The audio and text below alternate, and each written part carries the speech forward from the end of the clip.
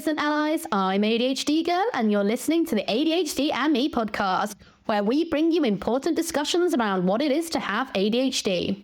Have we got an extremely interesting episode for you? Because in this month's episode, we're going to be discussing why statistically there are so many people in the prison system with ADHD. Is it the way they've been failed by the education and health system? Is it the way society has treated them? It could be any number of factors. As someone who has been on a journey of having not just ADHD, but a challenging childhood largely due to that, I can easily understand why someone can stray down the wrong path. Because there is a guilt and shame that comes with having ADHD, particularly for those of us who've never received a childhood diagnosis, and even for those who did. Because let's be honest, the world rejects and tries to repress what's different, which leads to hardly any support, although I'm pleased to say we're making some small progress. You may be sat there thinking, I have ADHD, but I've never committed a crime. And hey, good for you. We should all try to respect the law. But I also want to remind you it's such a small leap from I get everything wrong to if I get everything wrong, I must be wrong. If I am wrong, that means I am bad. If I am bad, I should do bad things because that is all I'm worthy of doing.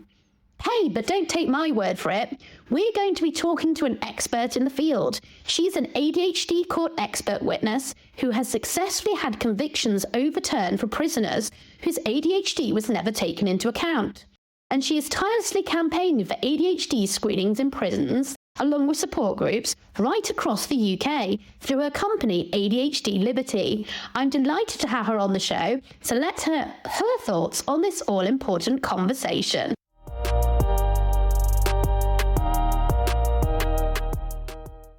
Sarah, thank you very much for joining me today. I know how incredibly busy you are doing all this good work trying to spread awareness for ADHD. So do you want to tell us a little bit about yourself and your kind of background and how you got into it?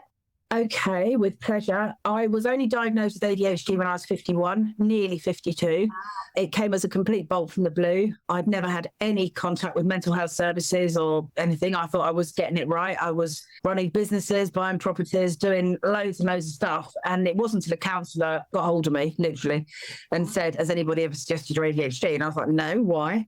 And she said, because I think you are. So literally, I was a month off my 52nd birthday. I was diagnosed in 2015. From then on, I've spent a long time trying desperately to raise awareness of the amount of ADHD in prisons because it's off the scale. And I was very angry at first because I kept hearing this 1 in 4 figure, and I was like, it's not 1 in 4, it's nearly all of them. That's one of the questions I was actually going to ask you is, because I don't think people realise, do they, just how many people in prison are actually have ADHD, and it's like I will give you some hot news straight off the press. These are not even figures. These are not even figures that have been put into reports yet. They will be very shortly. They'll be going exclusive here then.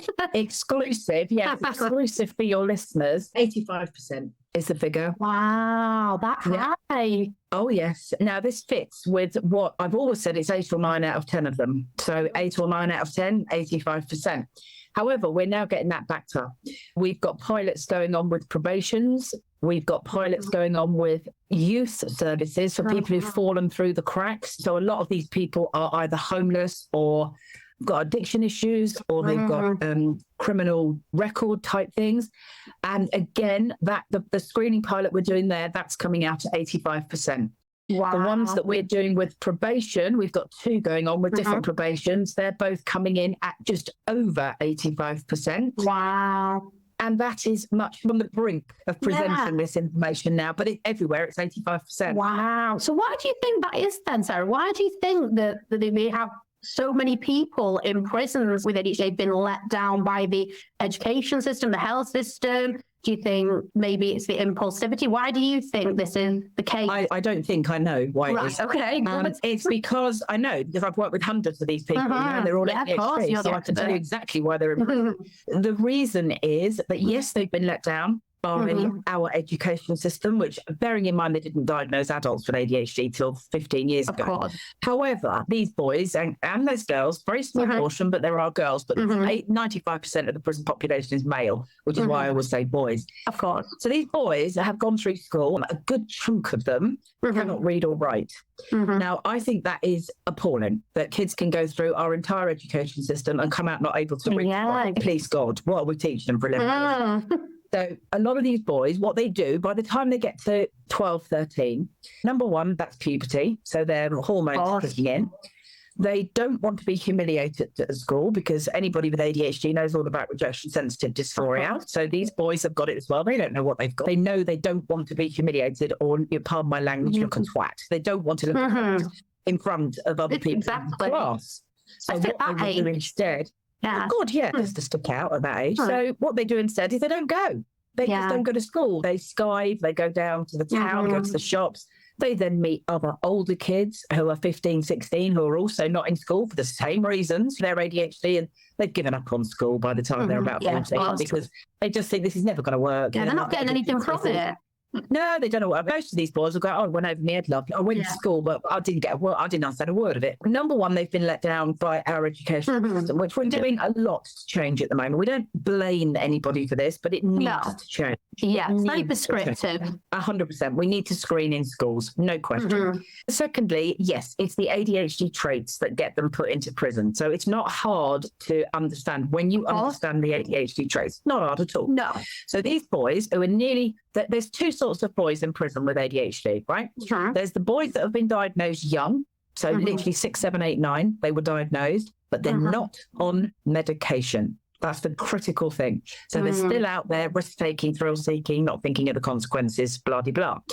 Then you've got the bigger chunk, which are people who've not been diagnosed at all, have no idea why they do what they do. They hate themselves. Most of them have got very low self-esteem because they keep doing the stuff that they know is going to get them put back in prison, but they can't stop. So those ones, they are in prison because lots of different reasons. Number one, ADHD's high propensity to boredom. So a lot of the boys, when I've said, why did you do that? Why? Just tell me honestly, why? Often they'll say, I was bored. So they'll go out, they'll be thirsty, so they'll nip into Tesco's and steal a drink, and then they'll be a bit hungry, so they'll nick into Subway and nick a roll. And let's be clear here, we're talking about ADHD boredom, which is very different to normal boredom, because when you've got such a brain and you're bored, it's a different kind of thing. You've got to do something about it. Yeah, it's not, you can't just sit there and be bored. You probably know, but you're literally pushed, you're driven to go out and do something to get rid of this boredom. So boredom's a big one. Another huge one, is not thinking of the consequences. Of course. Because every boy that I've worked with in prison, I'll give you a classic example. Lovely boy I worked with who was in prison for stealing his 1,000th car. Wow. So, yes, 1,000th. He was in his mid to late 20s when I spoke to him. And I actually said to him, I said, be truthful with me. When you were about to steal your 1,000th car, did it enter your head that you might end up back in here because we were sitting in a prison? Yeah. And he really thought about this. He really took time before he answered. And his answer was, truthfully, he said, no, I didn't think. He said, because I always tried the doors of different cars. And he said, this one opened.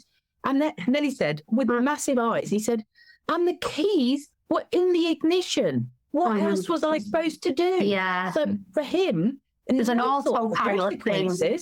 Yeah. I mean, it's very difficult for people who haven't got ADHD to understand that our brain doesn't think of the consequences. It's very difficult for them to get it. But these boys genuinely, they don't think past the most exciting thing. So there's the exciting thing. They don't think what that's going to mean. And with ADHD, you're either thinking ahead, which I've seen predominantly more in girls, that we're always got that anxiety and thinking ahead to things and what's working. But with boys, I tend to find that it's more in the moment ADHD where 100%. They can't see past 100%. Yeah. There are boys with ADHD anxiety, you're absolutely right, but they're very small in comparison. So a lot of girls, I've counselled in prisons, I've had every version of boy, from boys who've been in care, boys who've been put in prison and they shouldn't have been there. There's quite a lot of them that really shouldn't be there.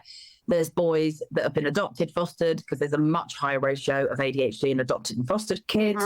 And then I've had the boys that come from very good families and know that they shouldn't be there. So I've worked with a whole smattering of these boys. Yeah. But the one thing I will say is that when they came into my therapy room, that facade dropped instantly. Yeah.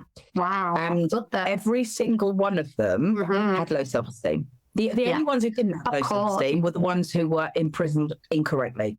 Their self-esteem was fine. I do think it's very hard to have ADHD and not have low self-esteem. I just think the way that society is designed in terms of everybody competing with each other, these expectations of conformity, I think that a lot of people with ADHD, there's either two ways people cope with it. They either go through it, I don't care about anything, I'm just going to be who I am, or they actually end up being very beaten down by the system. I agree with you. Yeah. I agree with you. I'm one of the I'll do it my way. Yeah. So I have no problem with what I'm doing in the criminal justice system at the moment. There are a lot of people that say, my God, how can you say these things? I can say these things because I'm completely independent.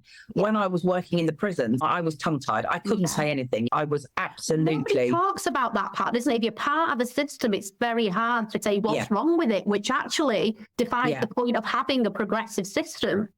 Totally. Yeah. Because I've been self-employed since 25. I'm 61 now. I will say anything to anybody. And the main thing I will say to people is that prisons are full of ADHD and it's disgusting and we've got to do something about it. Yeah. So we are doing something about it. We are hopefully having a meeting very soon, hopefully with James Simpson, who's the new Minister for Prisons, because we can sort his problems out. The problem with overcrowding, the problem with suicide. This is what I was thinking about. Overcrowding in prisons is a huge thing at the moment. And when you're saying 85% of people in prison have ADHD, it makes sense, doesn't it, for this kind of prison reform is definitely needed, but also that ADHD reform as well, the way society views ADHD, the way it manages it.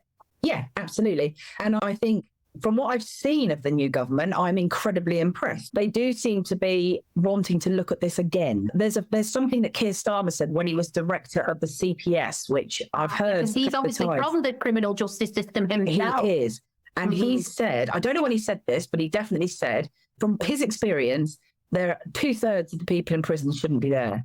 Now, I'm with him on that because if you diagnose and medicate these people, and I've got tons of examples of that, of people that I have get diagnosed through my charity, if you diagnose and medicate them, they don't reoffend. It's very simple. Sort the prison problem out.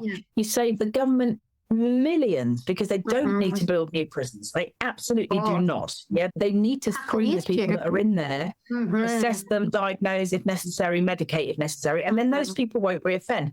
Not only does it, there's so many aspects to this. Not only does it sort the prison overpopulation issue out, it reduces suicides in prison. Suicides in prison is something that gets tucked away and hidden. There are way more suicides in prison. I actually lost one of my young offenders last March, the only one I've lost.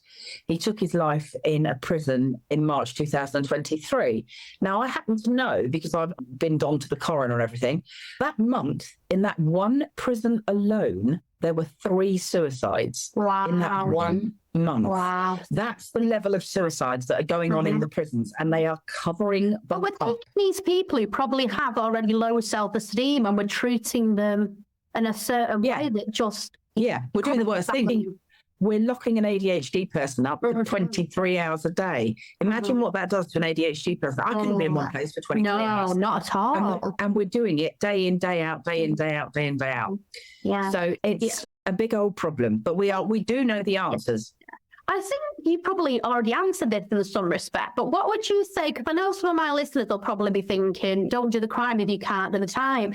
But as you obviously already touched on, it's not as simple as that in some cases. What would you say to these people who... You know what? Before I'd worked in the prisons, I'd have said exactly the same thing. If you do something wrong, tough. Then to prison and don't do it again type thing. I would have been those people, so I get it. I'm not critical of those people at all.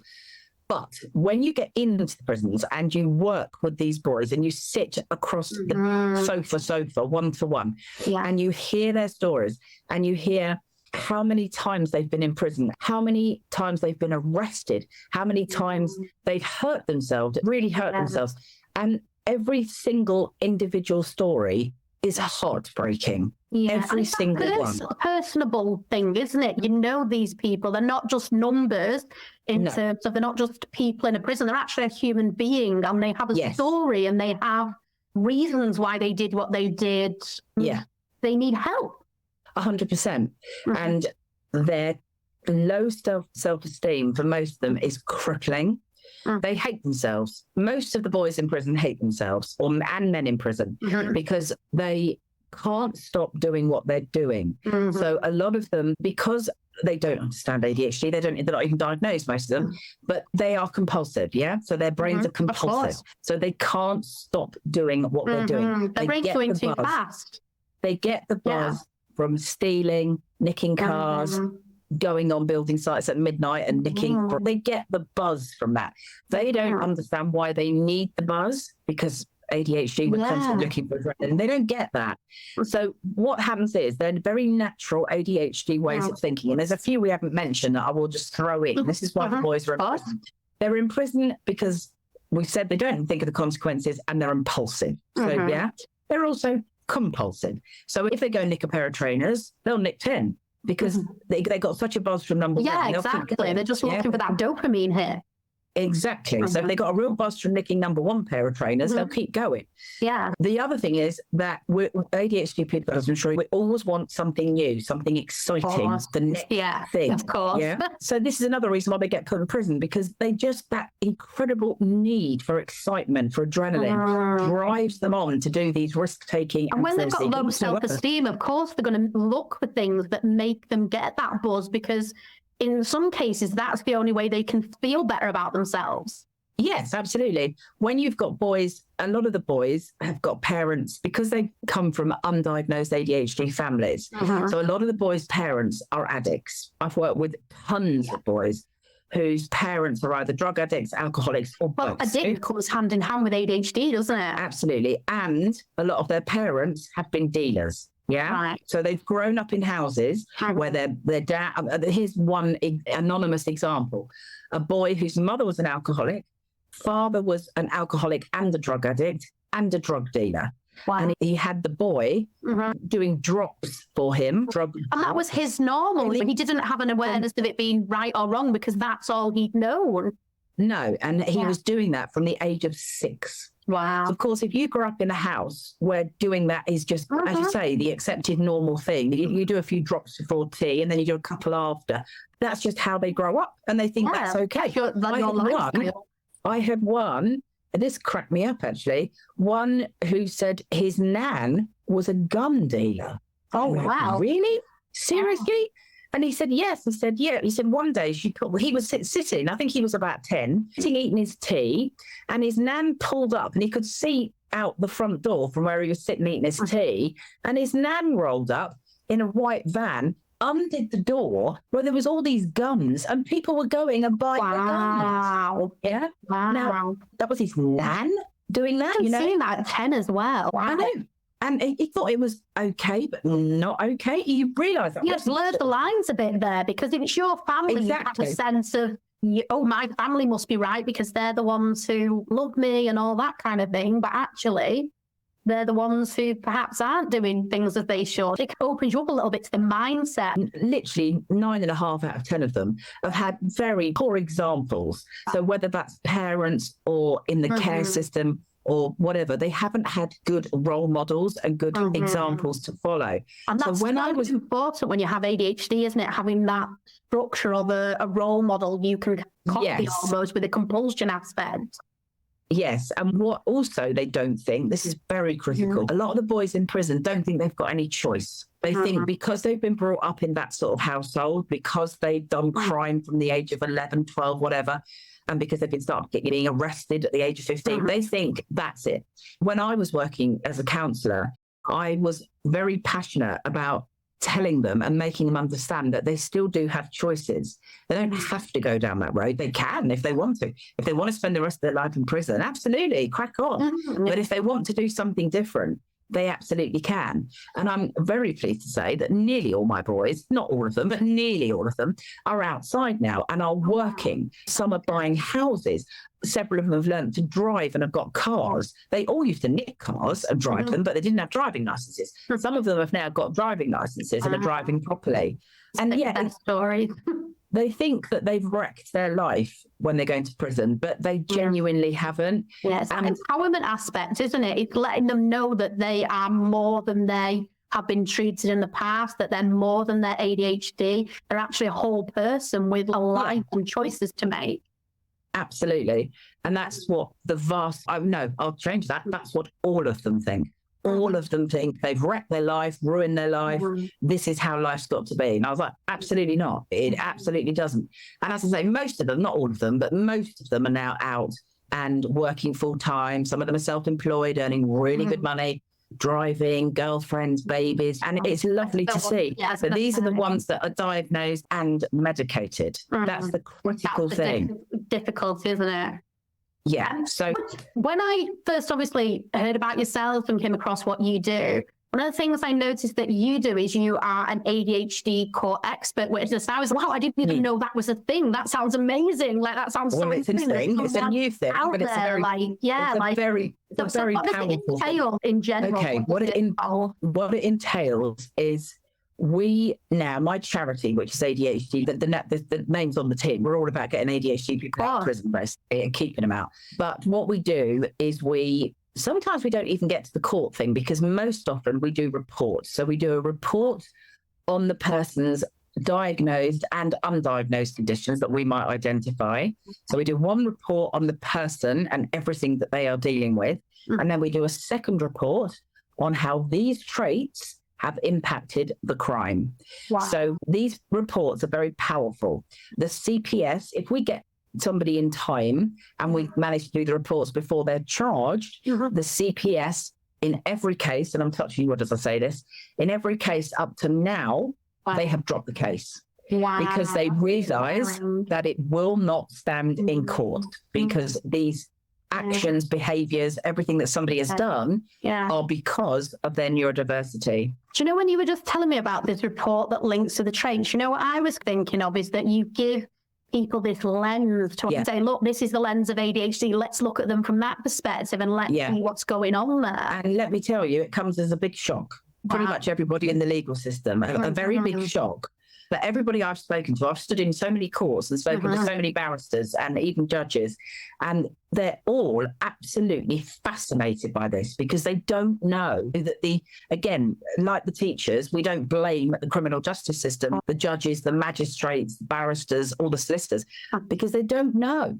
But when you actually say, these are all the traits of ADHD, this person's got this, and all the behavior on that day was because of this trait, that trait, this trait, that trait, this trait, that trait. They're like, wow, really? If a 25-year-old prolific offender is saying all this, they're like, oh, yeah, whatever. Yeah, excuses. When I, as a 61-year-old counsellor who writes books, they take a bit more notice of me. And when I'm saying, no, excuse me, let's just explain. And every single person, as I say, barristers, judges, magistrates, the whole shebang, whoever I've spoken to about this has been fascinated.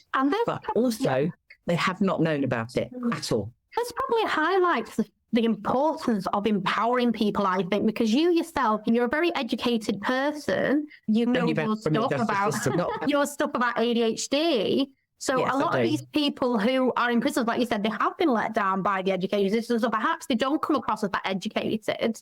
And then obviously having someone like you defend them and actually in their corner is massive. And that's what empowerment is, isn't it? It's literally giving people the tools to be able to build themselves up in a way. Totally. Yeah. And we're doing tons in the criminal justice system. And something we're hopefully going to get funding for any minute is to set up ADHD support groups in all the prisons, because I think that's crucial. They have, in the prisons, they have people like Alcoholics Anonymous come in, Narcotics Anonymous, other support groups, which is fantastic. Here's a quote, actually, from one particular prison. I spoke to her last week, and this is the neurodiversity manager.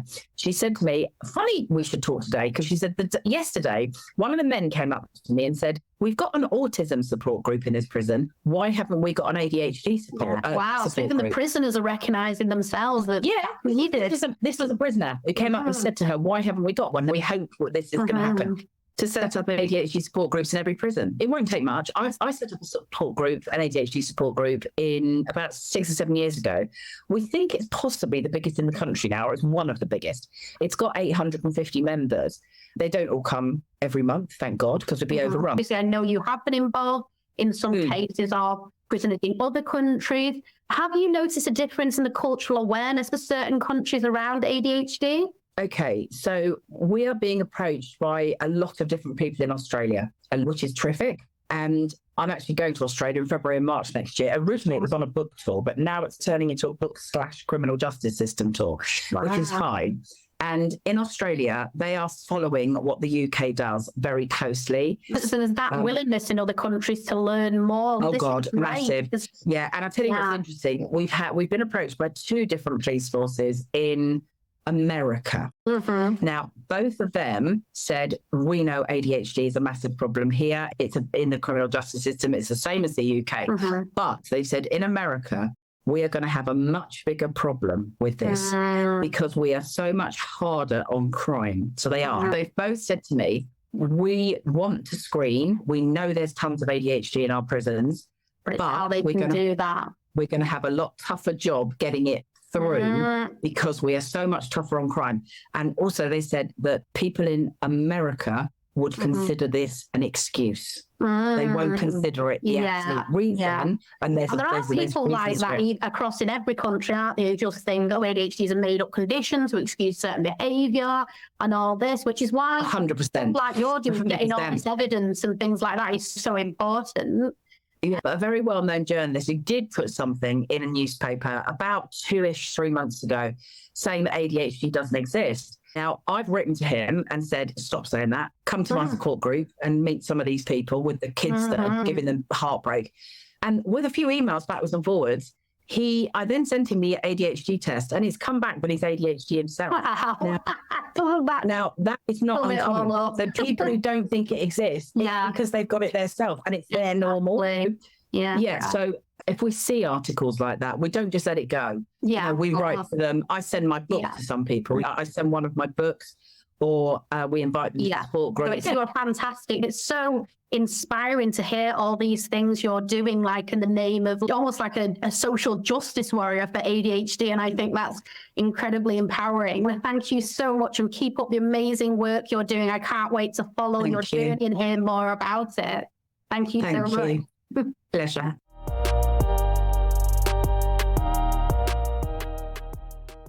Wow, some hugely interesting things to take away from that conversation, such as the fact that 85% of people in prison have ADHD. Or how about the fact that individualism over systematic repression is the key to understanding ADHD on a larger scale? I feel really inspired by all the hard work Sarah's doing on behalf of ADHDers everywhere, because it instills hope that one day we might live in a society where someone's condition doesn't mean they are placed at a disadvantage, or worse, placed in prison.